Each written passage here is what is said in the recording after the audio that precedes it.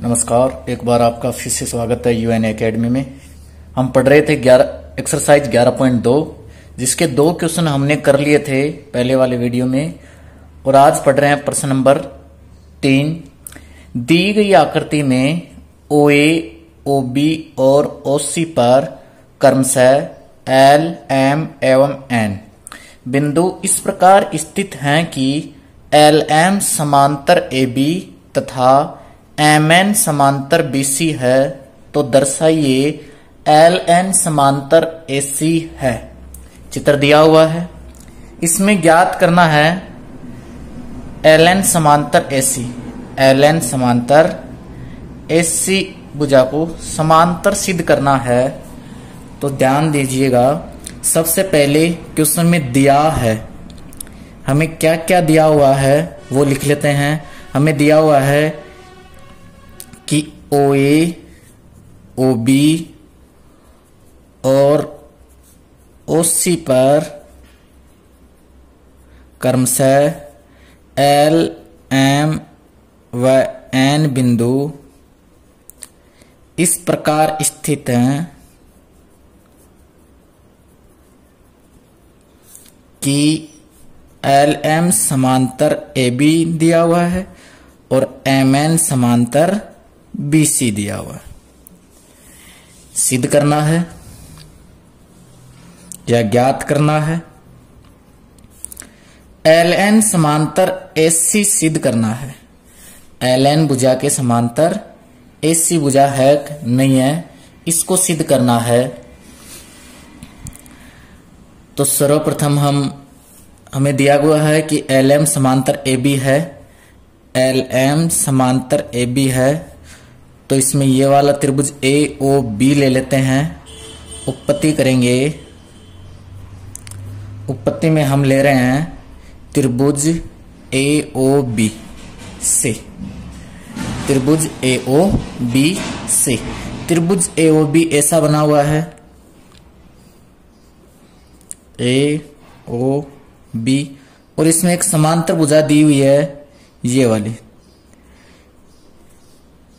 LM जिसका नाम है। ये AB के समांतर LM दिया हुआ है, तो हम लिख सकते हैं AB समांतर LM दिया है। भुजाएं समांतर दी हुई हैं, तो थेल्स प्रमेय से अनुपात बराबर कर लेते हैं। AL बटा OL बराबर BM बटा OM। थेल्स प्रमेय से, थेल्स प्रमेय से या प्रमेय 11.1 से। समीकरण नंबर 1। इसी प्रकार त्रिभुज BOC से, त्रिभुज BOC इस चित्र में देखेंगे तो यहां पे बना हुआ है। इसमें दिया हुआ है MN समांतर BC। MN समांतर BC दिया है। MN समांतर BC दिया है। इसका चित्र बनाएंगे तो ऐसा त्रिभुज बना हुआ है BOC, ये समांतर है MN। ये दोनों भुजाएं समांतर हैं। अनुपात बनाएंगे तो BM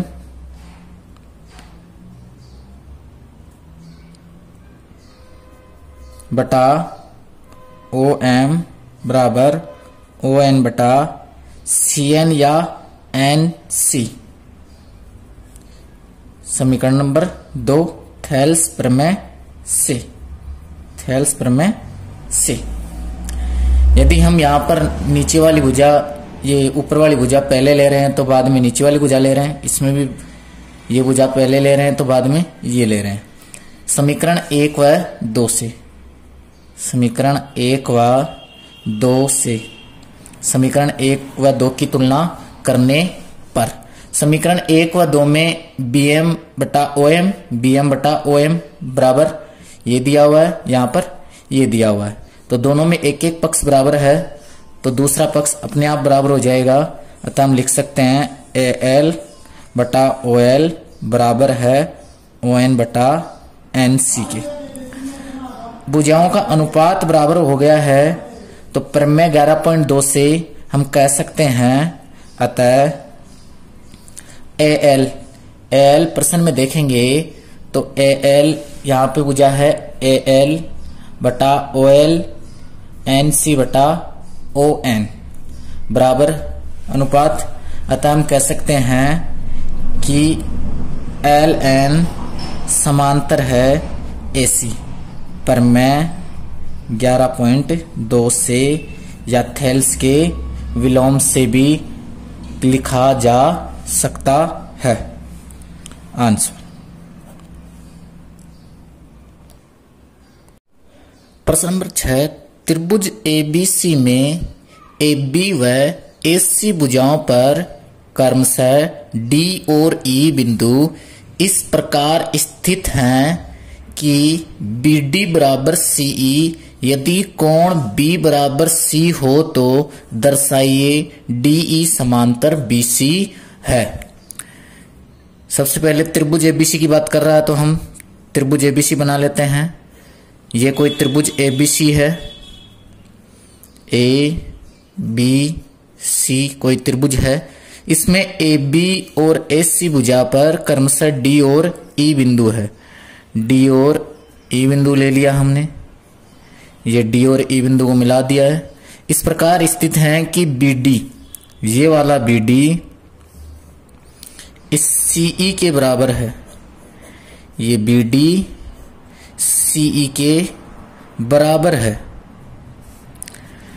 यदि कोण बी बराबर सी ओ, ये कोण बी बराबर कोण सी भी दिया हुआ है, तो दर्शाना है कि ये दोनों भुजाएं समांतर हैं। ये दोनों भुजाएं समांतर हैं। सर्वप्रथम हम दिया है क्या क्या दिया हुआ है हमें, ए बी व एस सी पर दो बिंदु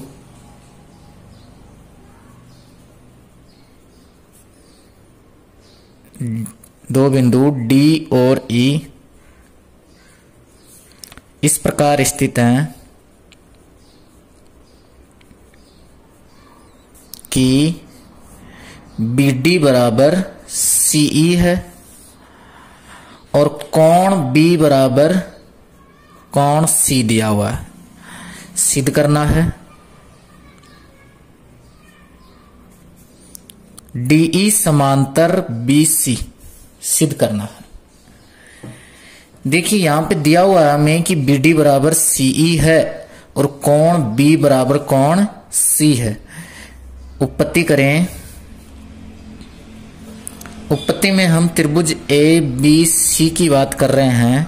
त्रिभुज ABC से त्रिभुज ABC में B और कोण C बराबर दिया हुआ है। कोण B बराबर कोण C दिया है। समान कोणों की सम्मुख भुजाएं बराबर होती हैं।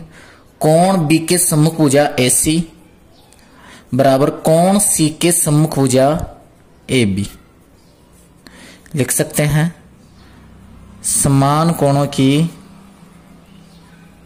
सम्मुख भुजाएं बराबर होती है।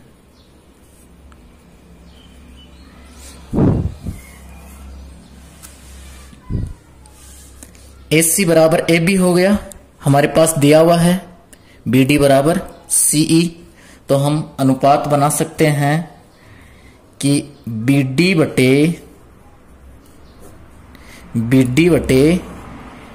AB बराबर CE बटे SC। ये AB SC के बराबर है, BD CE के बराबर है, तो हमने भुजाओं का अनुपात बना लिया जो कि बराबर है। अतः हम लिख सकते हैं भुजाओं का अनुपात बराबर है, तो 11.2 या थेल्स के विलोम से कहा जा सकता है कि DE समांतर है BC। थेल्स के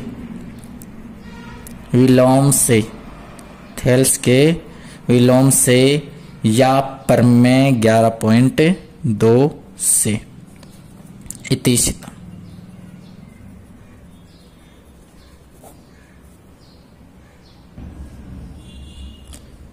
प्रश्न नंबर 5 है, आकृति में डीई समांतर बीसी और सीडी समांतर ईएफ हो तो सिद्ध कीजिए एडी स्क्वायर बराबर एबी गुणा एएफ।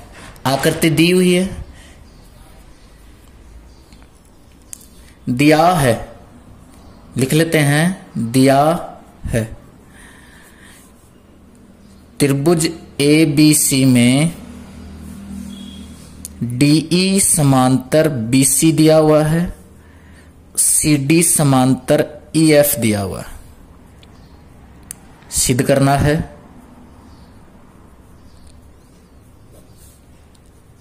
एडी स्क्वायर बराबर एबी गुणा एएफ सिद्ध करना है। उत्पत्ति करेंगे। सर्वप्रथम हम त्रिभुज एबीसी ले लेते हैं। त्रिभुज एबीसी में दिया हुआ है डीई समांतर है बीसी, दिया है। समांतर भुजाएं दी हुई हैं तो भुजाओं का अनुपात समान होएगा। भुजाओं का अनुपात बनाएंगे तो हम लिख सकते हैं एडी बटे एबी बराबर एई बटा एसी। ऊपर वाली छोटी भुजा ले ली, फिर पूरी भुजा ले ली हमने। ऊपर वाली छोटी भुजा ले ली, फिर पूरी भुजा ले ली। समीकरण नंबर 1 थेल्स प्रमेय से या प्रमेय 11.1 से। समीकरण नंबर 1। अब लेंगे त्रिभुज एडीसी में या एडीसी से। तो अब ले रहे हैं त्रिभुज एडीसी में। एडीसी त्रिभुज में देखेंगे तो दो समांतर भुजाएं दी हुई है, ये इसके समांतर है। ईएफ समांतर है डीसी, ईएफ समांतर है डीसी दिया है। समांतर भुजाएं दे रखी हैं, अनुपात बना लेंगे ऐसे एएफ बटा एडी बराबर एई बटा एसी। जैसा कि हमने पहले वाले त्रिभुज में छोटी भुजा बटे पूरी भुजा लिया था, ऐसे ही इसमें भी छोटी भुजा बटे पूरी भुजा, छोटी भुजा बटे पूरी भुजा ले रहे हैं। ये हो गया समीकरण नंबर 2। लिख सकते हैं थेल्स प्रमेय से। थेल्स प्रमेय से यहां पे देखिएगा एई बटा एसी, एई बटा एसी। आरएचएस बराबर है दोनों में तो एलएचएस दोनों का बराबर होएगा। तो समीकरण 1 व 2 से, समीकरण 1 व 2 से हम लिख सकते हैं एडी बटा एबी बराबर एएफ बटा एडी।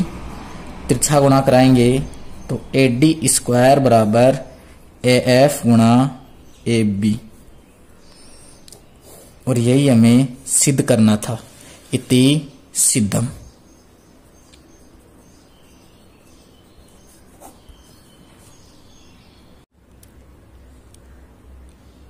प्रश्न नंबर 6 है, आकृति में यदि ईएफ समांतर डीसी समांतर एबी हो तो सिद्ध कीजिए कि एई बटा ईडी बराबर बीएफ बटा एफसी।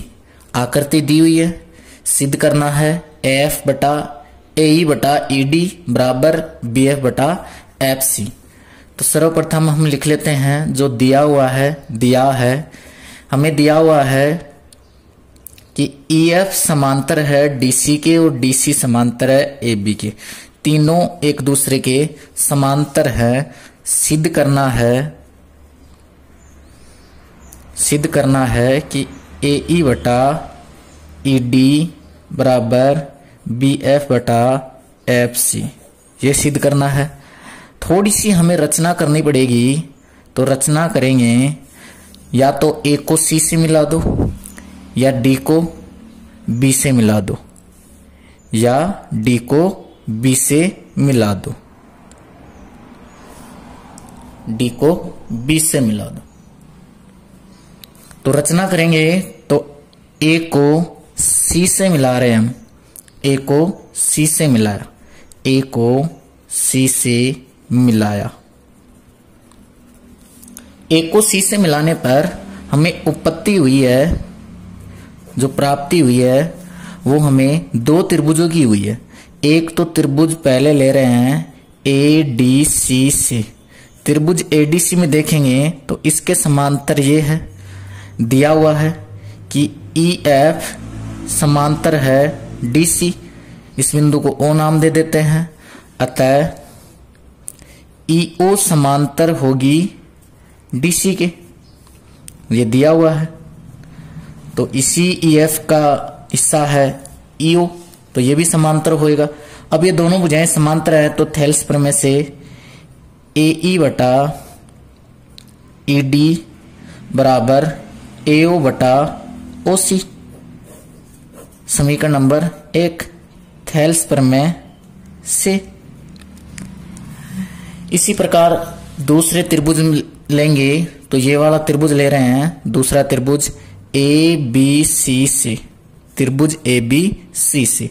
त्रिभुज ए बी सी में ये भुजा इसके समांतर है, तो हम लिख सकते हैं कि ए बी समांतर है ओ एफ, दिया है।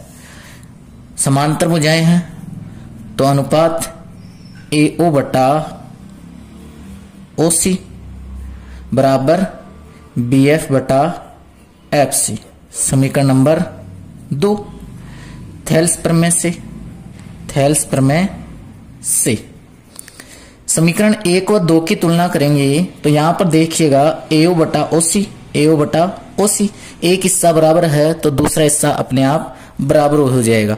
समीकरण 1 व 2 की तुलना करने पर या 1 व 2 से एई बटा ईडी बराबर बी एफ बटा एफ सी, और जो हमें यही सिद्ध करना था, इति सिद्धम।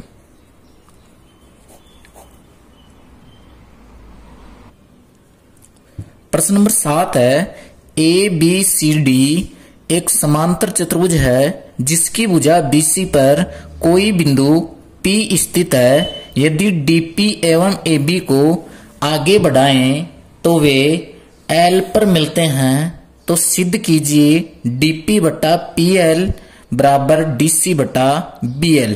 इसी प्रकार दूसरी बार सिद्ध करना है DL बटा DP बराबर AL बटा DC।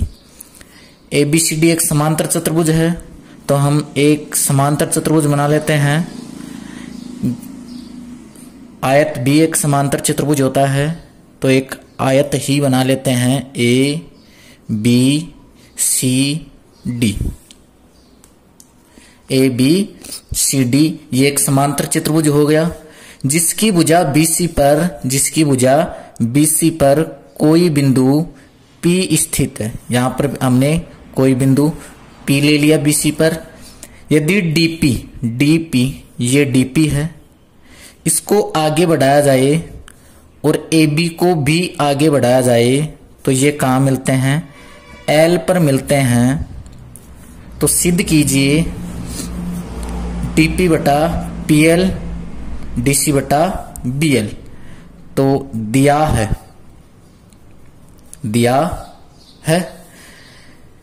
है कि ABCD एक समांतर चतुर्भुज है,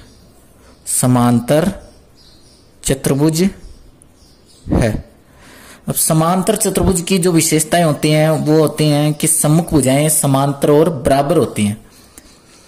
अतः हम लिख सकते हैं कि AB बराबर है DC के, इसी प्रकार AD बराबर है BC के। सिद्ध करना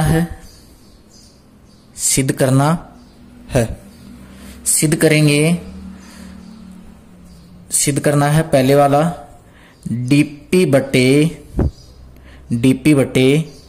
PL बराबर DC बटा BL।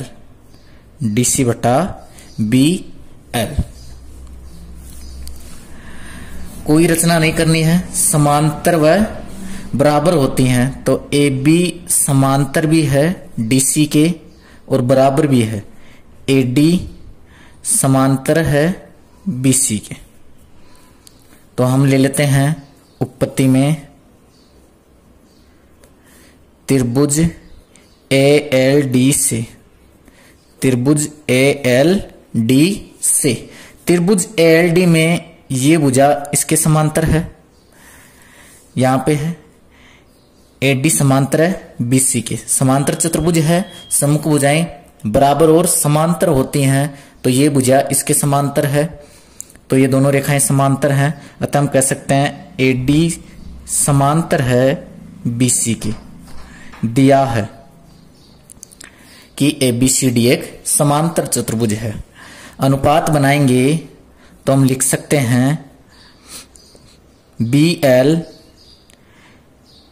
या हम लिखना चाहें ए बी बटा बी एल बराबर डी पी बटा पी एल लिख सकते हैं। अब हमारे पास ये अनुपात आया है थेल्स प्रमेय से, थेल्स प्रमेय से अनुपात आया। ये अनुपात इसके बराबर होना चाहिए, सिद्ध कर रहे हैं। तो यहां पर हमारे पास पीएल भी आ गया, डीपी भी आ गया, बीएल भी आ गया, ए बी की जगह डीसी आना चाहिए, जो हमारे यहाँ पे समांतर चतुर्भुज की विशेषताओं से लेंगे।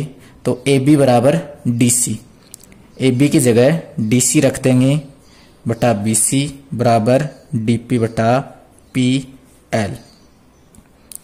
चूंकि ए बी बराबर डीसी दिया है, क्योंकि समांतर चतुर्भुज की सम्मुख भुजाएं बराबर होती हैं और समांतर होती हैं, इति सिद्धम।